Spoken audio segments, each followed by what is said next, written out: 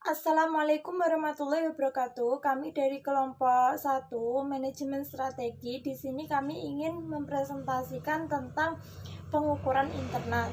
Saya Putri Vela Melianti, NIM 435. Di sini saya ingin memaparkan sedikit tentang sifat audit internal.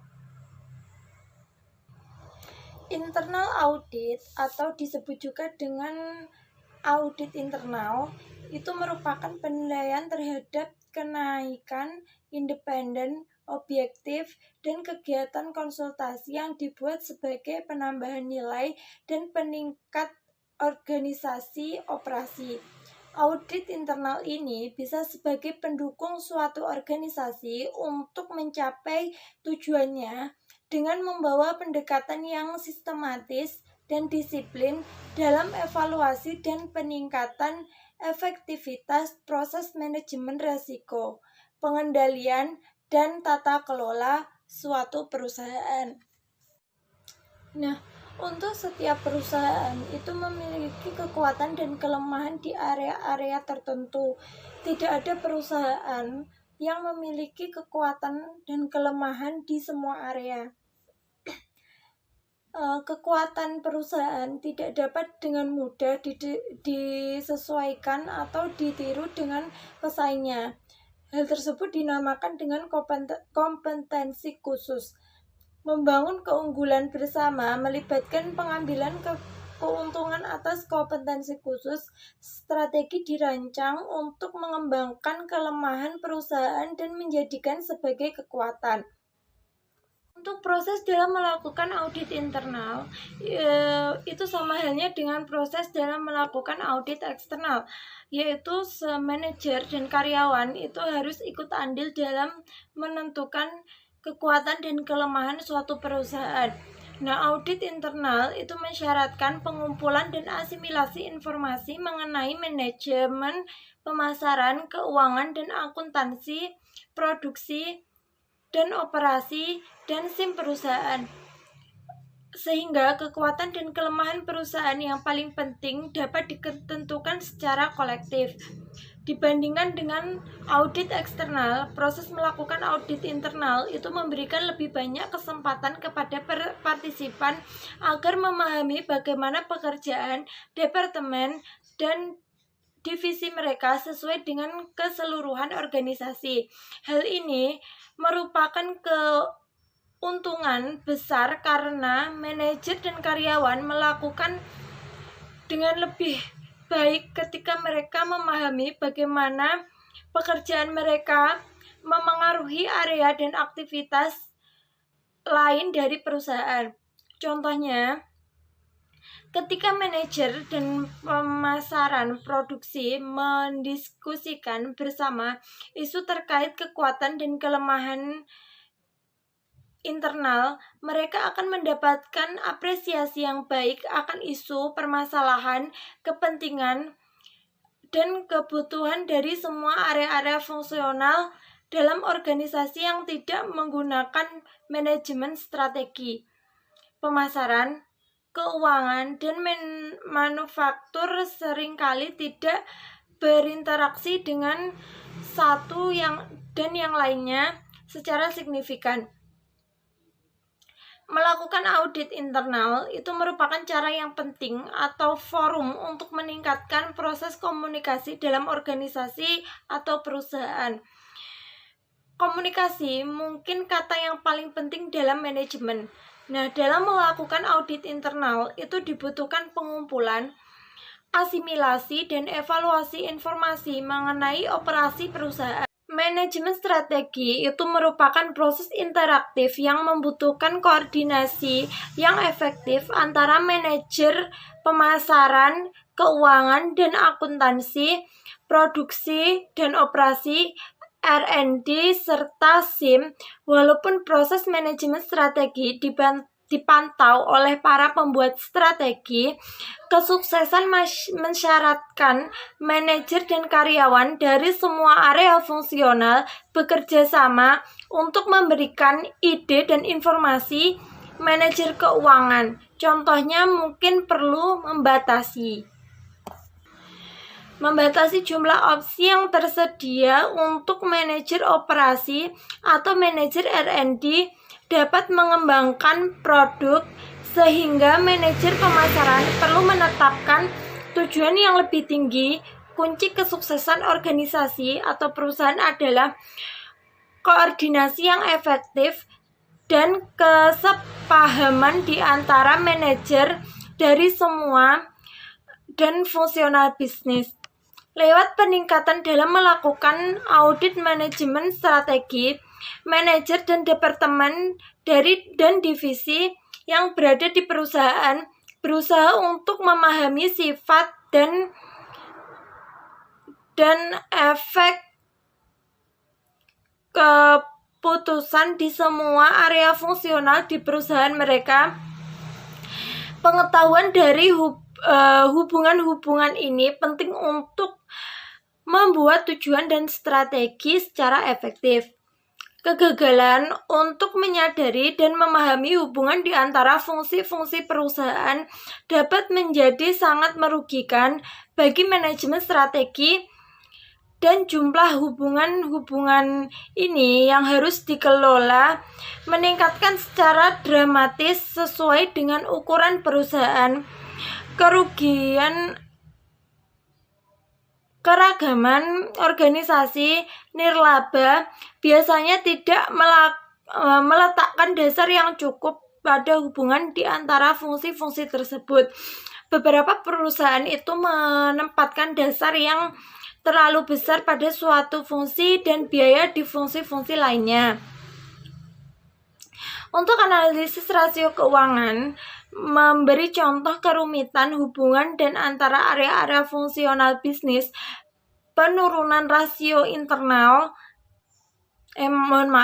penurunan rasio imbal hasil investasi dan margin laba merupakan hasil ketidakefektifan formulasi strategi, kebijakan manajemen yang buruk, kesalahan penelitian, dan pengembangan atau lemahnya SIM, keefektifan implementasi dan aktivitas evaluasi formulasi strategi bergantung pada pemahaman yang jelas mengenai bagaimana sebagian besar fungsi bisnis itu mempengaruhi fungsi yang lainnya. Agar strategi berhasil, usaha yang dikoordinasikan di antara semua area-area fungsi perusahaan dibutuhkan.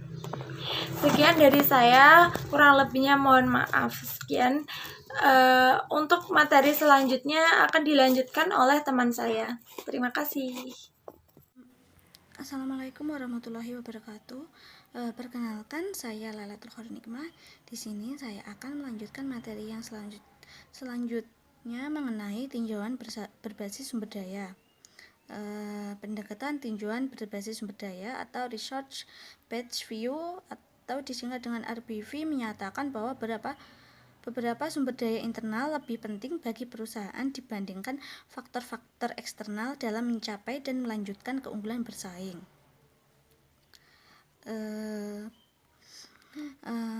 Pendukung dari tinjauan RBV menyatakan bahwa kinerja organisasional akan sangat ditentukan oleh sumber daya internal yang dapat dikelompokkan ke dalam 3 kategori yang mencangkup semuanya. Yang pertama yaitu sumber daya fisik, yang kedua sumber daya manusia, dan yang ketiga yaitu sumber daya organisasi. Untuk sumber daya fisik sendiri mencangkup pabrik, peralatan, lokasi, teknologi, bahan mentah, mesin. Untuk sumber daya manusia yaitu karyawan, pelatihan, pengalaman, intelijensi, pengetahuan, keahlian, kemampuan. Dan untuk sumber daya organisasi sendiri yaitu struktur perusahaan, proses perencanaan, sistem informasi, paten, merek dagang, hak cipta, pusat data, dan sebagainya.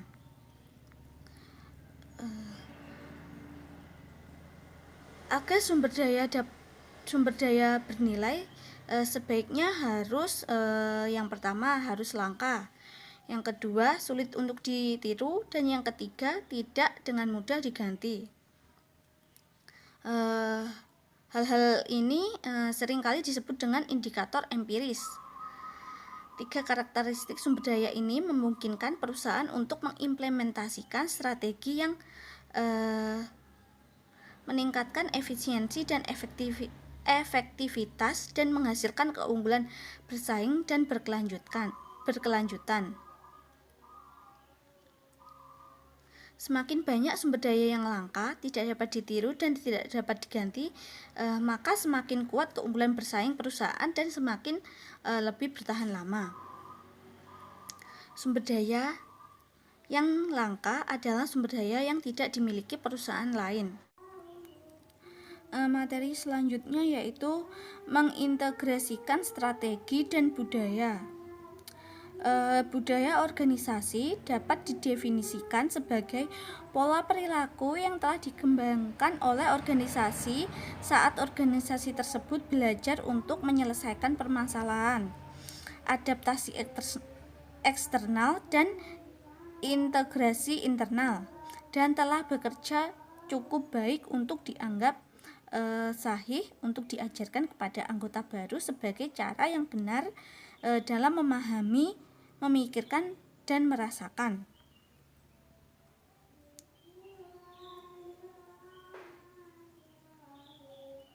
Kemudian, produk budaya mencangkup nilai, kepercayaan, tata cara, ritual, upacara, mitos, cerita, legenda, kisah rakyat, bahasa, metafora, simbol pahlawan, dan kepahlawanan.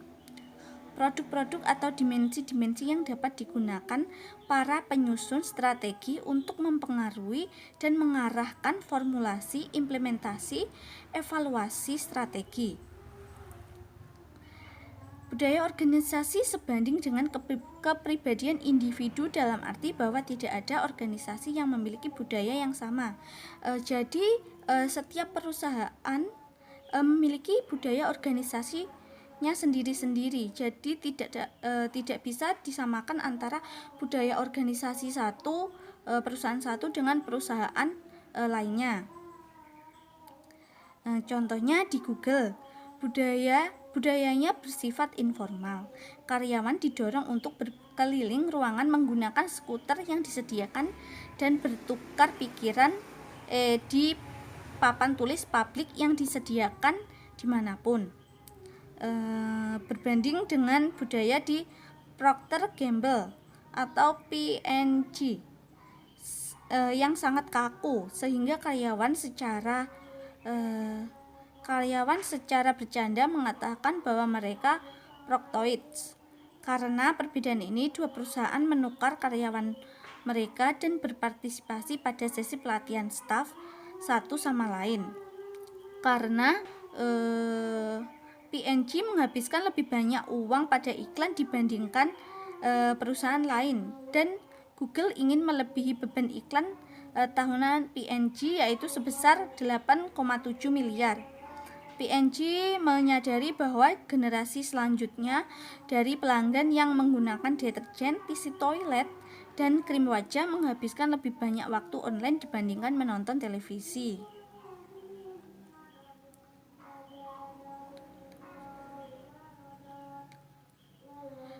Di sini ada tabel 4 strip 1 yang memberikan beberapa aspek contoh yang memungkinkan dari budaya organisasi. Perhatikan bahwa Anda dapat meminta karyawan dan manajer untuk memberikan peringkat yang menjadi karakteristik perusahaan. Ketika satu perusahaan mengakuisisi perusahaan lain, mengintegrasikan dua budaya dapat menjadi sangat penting. Contohnya pada tabel 4 strip 1 ini. Satu perusahaan dapat memberikan skor sebagian besar rendah atau dengan poin 1, dan perusahaan lain mungkin memberikan skor 5 yang akan merepresentasikan permasalahan strategik yang menantang. Ini contohnya.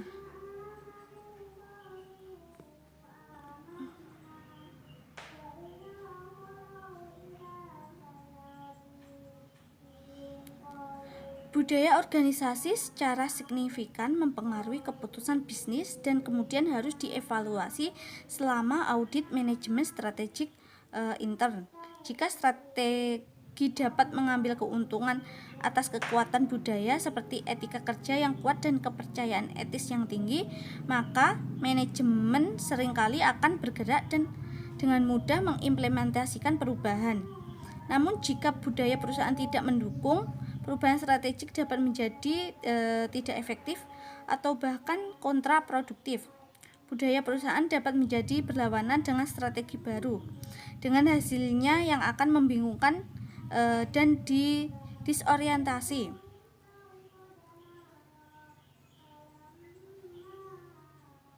Potensi nilai budaya organisasi tidak direalisasikan secara penuh dalam studi manajemen strategik, mengabaikan dampak bahwa budaya dapat memiliki hubungan di antara area-area fungsi bisnis, dapat menghasilkan hambatan komunikasi, kurang koordinasi, dan ketidakmampuan untuk beradaptasi dengan kondisi yang berubah.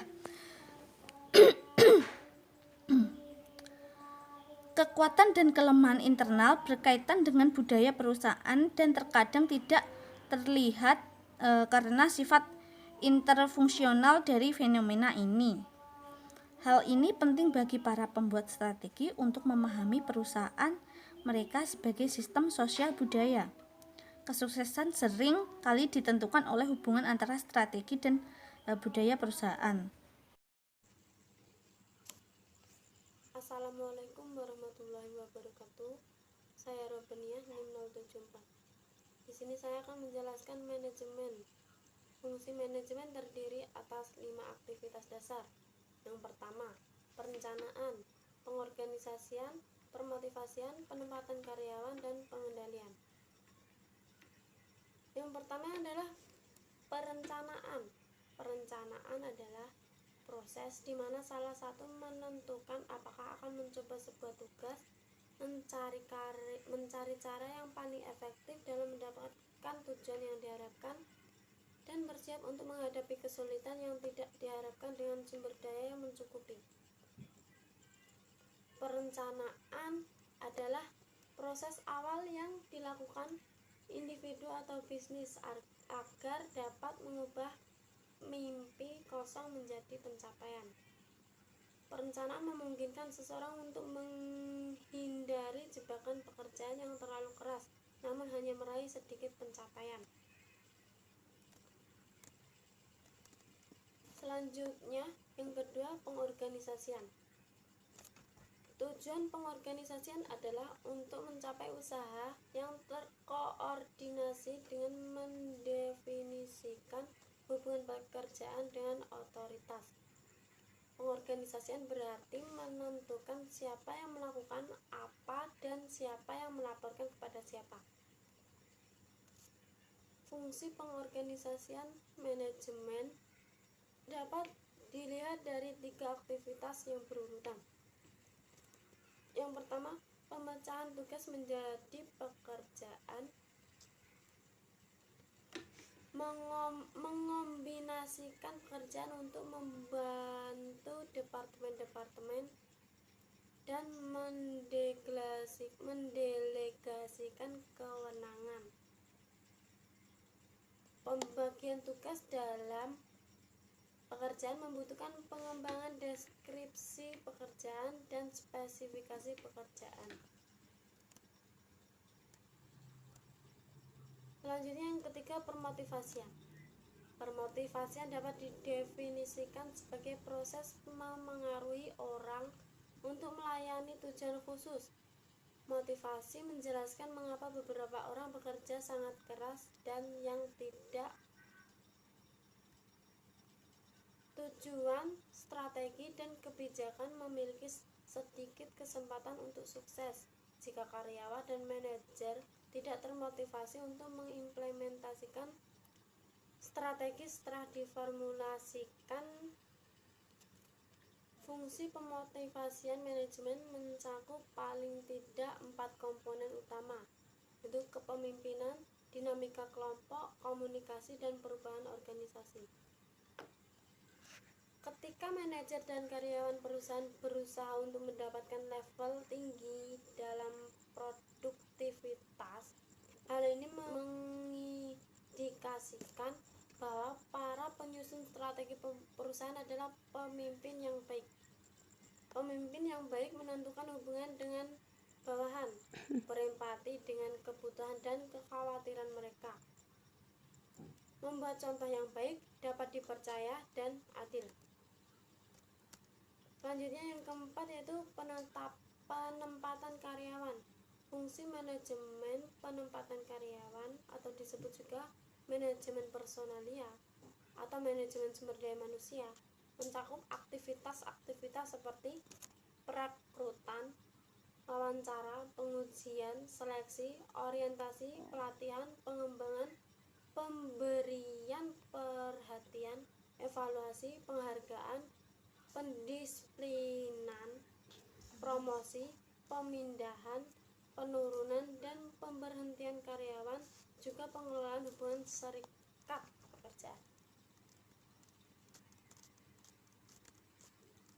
Yang selanjutnya yang kelima, pengendalian. Fungsi pengendalian manajemen meliputi semua aktivitas yang diambil untuk memastikan bahwa operasi aktual sama dengan operasi yang direncanakan. Semua manajer dalam organisasi memiliki pertanggungjawaban pengendalian, seperti melakukan evaluasi kinerja dan mengambil tindakan yang tidak diperlukan untuk meminimalisasi ketidakefisienan. Fungsi pengendalian manajemen khususnya penting untuk evaluasi strategi yang efektif. Pengendalian meliputi 4 tahap dasar. Yang pertama, menetapkan standar kinerja, kemudian mengukur kinerja individu dan organisasi. Yang ketiga, membandingkan kinerja aktual dengan standar kinerja yang direncanakan. Yang keempat, mengambil tindakan perbaikan. Materi selanjutnya yaitu pemasaran. Pemasaran dapat dideskripsikan dengan mendefinisikan, mengantisipasi, membuat, dan memenuhi kebutuhan pelanggan untuk produk dan jasa. Terdapat 7 fungsi pemasaran. Yang pertama, analisis pelanggan, menjual produk dan jasa, perencanaan produk dan jasa, harga, distribusi, penelitian pemasaran, dan analisis kesempatan. Fungsi pemasaran yang pertama, analisis pelanggan.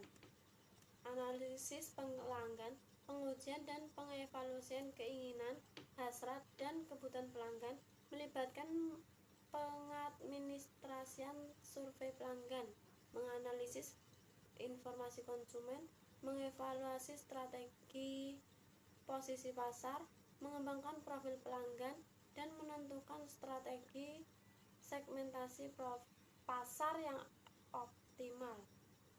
Informasi yang didapatkan dari analisis pelanggan dapat sangat penting dalam mengembangkan pernyataan misi yang efektif. Profil pelanggan dapat mengungkapkan karakteristik demografis dari pelanggan organisasi. Fungsi pemasaran yang kedua yaitu penjualan produk dan jasa. Implementasi strategi yang sukses secara umum bergantung pada kemampuan organisasi untuk menjual beberapa produk atau jasa. Penjualan meliputi banyak aktivitas pemasaran seperti iklan, promosi penjualan, publisitas, penjualan personal, pengelolaan bagian penjualan, hubungan konsumen, dan hubungan dealer. Aktivitas-aktivitas ini khususnya penting ketika perusahaan mengejar strategi penetrasi pasar. Selanjutnya, fungsi pemasaran yang ketiga yaitu perencanaan produk dan jasa. Perencanaan produk dan jasa mencakup aktivitas-aktivitas seperti uji pemasaran, pemosisian produk dan merek, jaminan yang jelas, pengemasan, menentukan opsi fitur, gaya dan kualitas produk, menghapus produk lama, serta memberikan pelayanan pelanggan. Perencanaan produk dan jasa terutama penting ketika perusahaan melakukan pengembangan atau diversifikasi produk. Salah satu produk dan teknik perencanaan jasa yang paling efektif adalah uji pemasaran.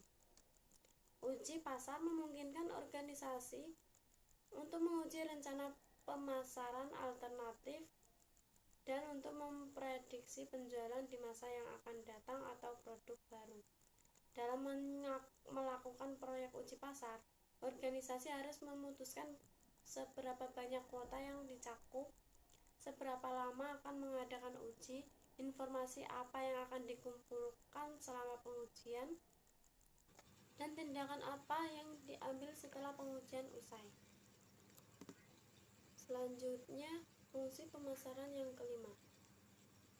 Distribusi meliputi pergudangan, saluran distribusi, cakupan distribusi, lokasi tempat retail, teritori penjualan, level dan lokasi persediaan, transportasi pengangkut, penjualan grosir, dan retail.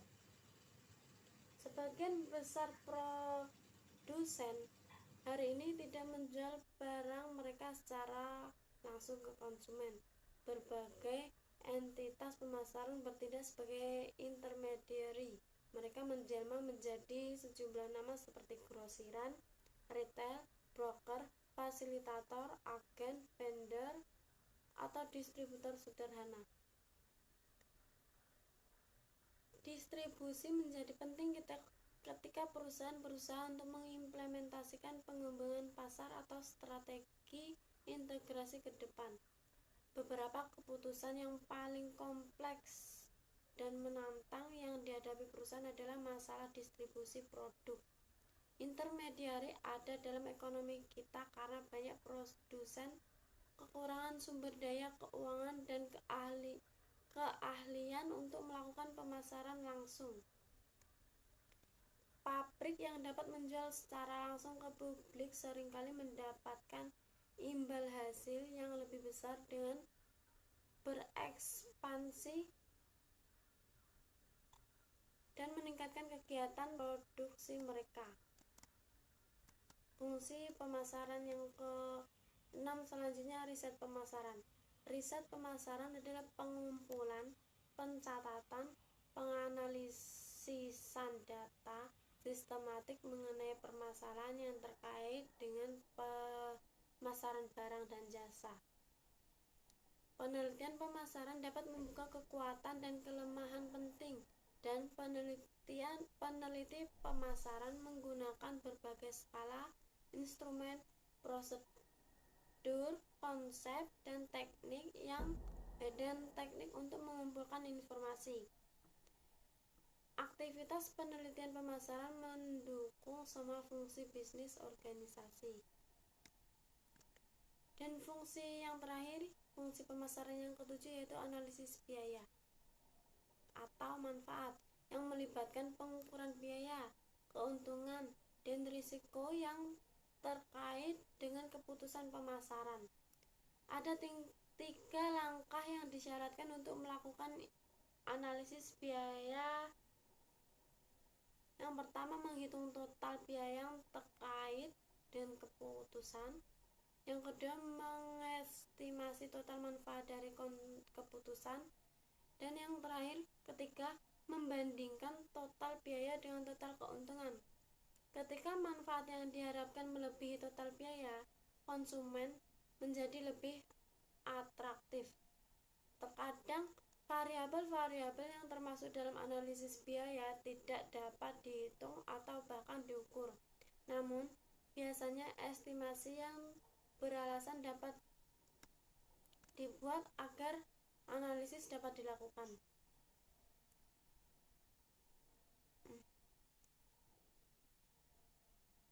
Badan pemerintah di seluruh dunia bergantung pada seperangkat indikator kunci biaya atau manfaat. Yang pertama, net present value. Yang kedua, present value of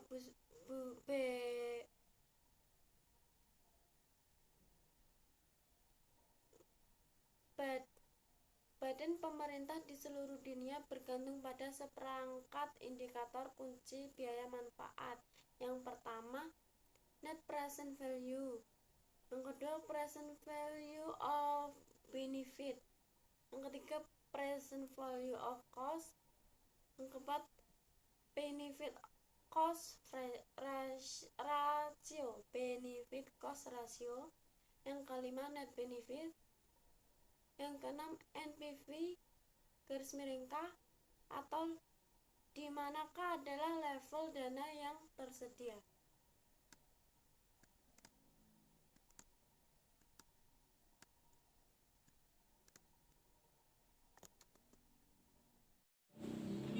Assalamualaikum warahmatullahi wabarakatuh. Saya Rika Wayuningsi akan menjelaskan materi tentang keuangan, akuntansi, dan analisis titik impas. Keuangan dan akuntansi. Kondisi keuangan seringkali dipertimbangkan sebagai pengukuran tunggal terbaik dari posisi bersaing perusahaan dan daya tarik keseluruhan pada investor. Menentukan kekuatan dan kelemahan organisasi penting agar secara efektif memformulasikan strategi, likuiditas, leverage, modal kerja, profitabilitas, penggunaan aset, aliran kas, dan ekuitas. Beberapa strategi alternatif yang layak. Faktor-faktor keuangan yang seringkali mengubah strategi yang ada dan mengubah rencana implementasi. Situs jejaring yang baik khususnya dapat digunakan untuk memperoleh informasi keuangan seperti pada tabel 4.3. Fungsi keuangan dan akuntansi. Berdasarkan pada James Van Hol, fungsi keuangan atau akuntansi terdiri atas 3 keputusan. Yang pertama, keputusan investasi, keputusan pendanaan, dan keputusan dividen. Analisis risiko keuangan adalah metode yang digunakan secara luas untuk menentukan kekuatan dan kelemahan organisasi dalam area investasi, pendanaan, dan juga dividen. Karena area-area fungsional bisnis agar organisasi terikat dekat, rasio keuangan dapat menandakan kekuatan dan kelemahan pada aktivitas manajemen, pemasaran, produksi, R&D, dan SIM. Rasio keuangan dapat diaplikasikan baik di organisasi laba maupun nirlaba. Meskipun organisasi nirlaba secara jelas tidak akan memiliki rasio imbal hasil investasi dan laba per lembar saham. Keputusan investasi atau disebut juga dengan penganggaran modal adalah pengalokasian kembali modal dan sumber daya untuk proyek, produk, aset, dan divisi dalam organisasi. Setelah strategi, keputusan penganggaran modal diperlukan agar sukses mengimplementasikan strategi. Keputusan pendanaan menentukan struktur permodalan terbaik untuk perusahaan dan termasuk menguji sebagai metode di mana perusahaan dapat memperoleh modal dengan mengeluarkan saham, meningkatkan utang, menjual aset, atau menggunakan kombinasi dari pendekatan-pendekatan. Keputusan pendanaan harus mempertimbangkan kebutuhan jangka pendek maupun jangka panjang untuk modal kerja. 2 kunci rasio keuangan yang mengidentifikasikan apakah keputusan pendanaan perusahaan telah efektif adalah rasio utang terhadap ekuitas dan rasio utang terhadap total aset. Keputusan dividen memperhatikan isu-isu seperti persentase laba yang dibayarkan ke pemegang saham, stabilitas dividen yang dibayarkan dari waktu ke waktu, dan pembelian kembali atau pengeluaran saham. Keputusan dividen menentukan jumlah dana yang disimpan dalam perusahaan dibandingkan dengan jumlah yang dibayar ke pemegang saham. 3 rasio keuangan yang membantu dan mengevaluasi keputusan dividen perusahaan adalah rasio laba per saham, rasio dividen per saham, dan price earning ratio. Rasio-rasio keuangan yang dihitung dari laporan laba rugi dan laporan posisi keuangan organisasi menghitung rasio-rasio keuangan seperti mengambil gambar karena hasilnya merefleksikan situasi pada satu waktu. Rasio keuangan kunci dapat diklasifikasikan ke dalam 5 jenis. Yang pertama, rasio likuiditas, mengukur kemampuan perusahaan untuk memenuhi kewajiban jangka pendek yang jatuh tempo. Rasio solvabilitas, mengukur sejauh mana perusahaan telah dibiayai oleh utang. Rasio aktivitas, mengukur seberapa efektif perusahaan menggunakan sumber dayanya. Rasio profitabilitas, mengukur keefektifan keseluruhan manajemen yang ditunjukkan oleh pengembalian yang dihasilkan dari penjualan dan investasi. Yang terakhir, rasio pertumbuhan, mengukur kemampuan perusahaan untuk mempertahankan posisi ekonominya dalam pertumbuhan ekonomi dan industri. Titik impas, bersifat sensitif terhadap harga. Banyak perusahaan menurunkan harga jualan agar dapat bersaing. Saat perusahaan menurunkan harga, titik impas dalam istilah unit penjualan meningkat, seperti yang diilustrasikan dalam figur 4.4. Poin titik impas dapat diinvestasikan sebagai kuantitas unit yang harus dijual perusahaan agar pendapatan totalnya sama dengan biaya totalnya. Perusahaan harus menyadari fakta bahwa menurunnya harga dan menambahnya biaya tetap dapat menjadi bencana ganda karena kuantitas titik impas perusahaan yang dibutuhkan untuk dijual meningkat secara dramatis. Figur 4-6 mengilustrasikan peningkatan ganda.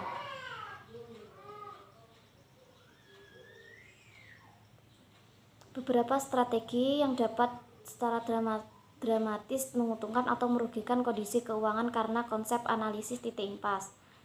Terdapat beberapa batasan analisis titik impas, termasuk poin-poin seperti 1. Analisis titik impas hanyalah analisis sisi penawaran atau biaya saja karena tidak memberikan nilai penjualan produk dalam berbagai harga. Yang kedua, analisis ini mengasumsi bahwa biaya tetap adalah konstan. Walaupun ini benar dalam jangka pendek, peningkatan skala produksi dan mengakibatkan biaya tetap meningkat. Yang ketiga, analisis ini mengasumsikan biaya variabel rata-rata adalah konstan per unit hasil atau output, paling tidak dalam jangkauan kuantitas penjualan. Yang keempat, analisis ini mengasumsikan kuantitas barang yang diproduksi sama dengan kuantitas produk yang dijual. Contohnya, tidak ada perubahan dan persediaan awal dan akhir. Yang kelima, dalam perusahaan multiproduk, diasumsikan bahwa proporsi dari setiap produk terjual dan diproduksi adalah konstan. Contohnya, bauran penjualan adalah konstan. Sekian materi yang saya jelaskan, semoga